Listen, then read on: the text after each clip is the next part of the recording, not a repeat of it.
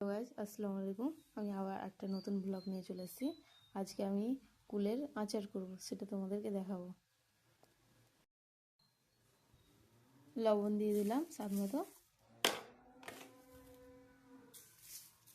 আমাকে এখানে 3 চামচ অ্যাড করতে হয়েছে।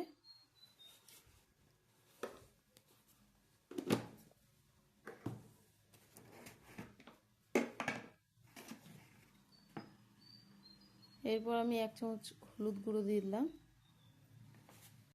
জিরে গুঁড়ো দিয়ে দিলাম। এটা কাঁচা লঙ্কা, শুকনো মরিচের গুঁড়ো দিয়ে দিলাম, আর সাথে 5 ফোড়ন ছিল। আমি এটাকে ভেজে করে নিয়েছিলাম, পেস্ট করে নিয়েছি। করা রসুন দিয়ে দিলাম।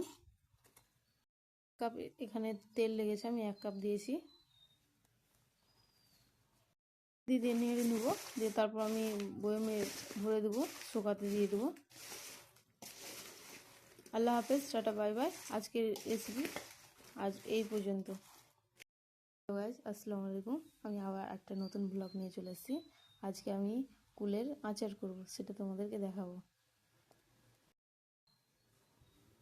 লবণ দিয়ে দিলাম স্বাদ মতো।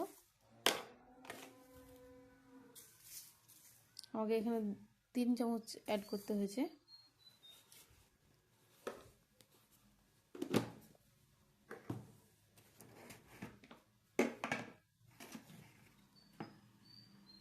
এরপর আমি 1 চামচ হলুদ গুঁড়ো দিয়ে দিলাম,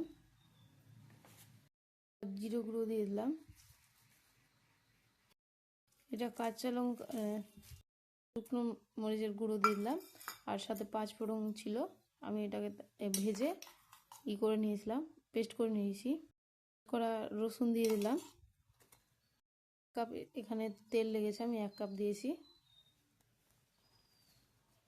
দিয়ে নেড়ে নেবো, দিয়ে তারপর আমি বয়মে ভরে দেবো, শুকাতে দিয়ে দেবো। আল্লাহ হাফেজ, টাটা বাই বাই। আজকের রেসিপি আজ এই পর্যন্ত। গাইস, আসসালামু আলাইকুম। আমি আবার একটা নতুন ব্লগ নিয়ে চলে এসেছি। আজকে আমি কুলের আচার করব, সেটা তোমাদেরকে দেখাবো। লবণ দিয়ে দিলাম স্বাদ মতো। আমাকে এখানে 3 চামচ অ্যাড করতে হয়েছে।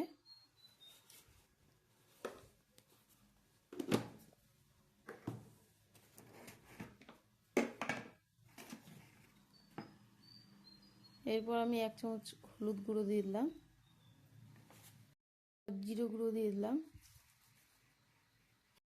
এটা কাঁচা লঙ্কা,